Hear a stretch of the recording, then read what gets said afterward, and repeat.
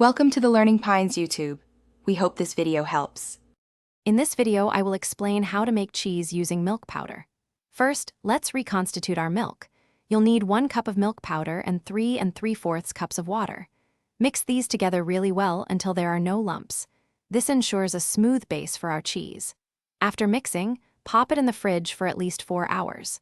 This chilling time is crucial for the proteins to fully hydrate, giving us the best texture for our homemade cheese. Now that our milk is chilled, it's time to start the curdling process.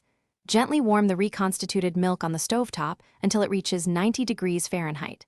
This temperature is ideal for curd formation. Next, slowly pour in 1/4 cup of an acid, like lemon juice or white vinegar. Stir gently for about 1 minute. You'll quickly notice the milk separating into solid curds and watery whey, which is exactly what we want to see happening. With our curds formed, the next step is to separate them from the whey. Grab a colander and line it with 2 layers of cheesecloth. Place this over a large bowl to catch the draining liquid. Carefully pour the entire curdled milk mixture into the cheesecloth-lined colander. Let it sit and drain for at least 30 minutes.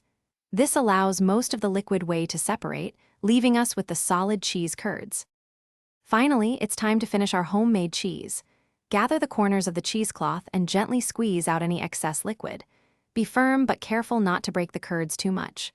Once drained, you can shape your fresh cheese into a small ball or a disc. For best results, refrigerate your cheese for at least 2 hours. This helps it firm up and develop its texture, making it ready to enjoy on its own or with your favorite dishes. Thanks for watching.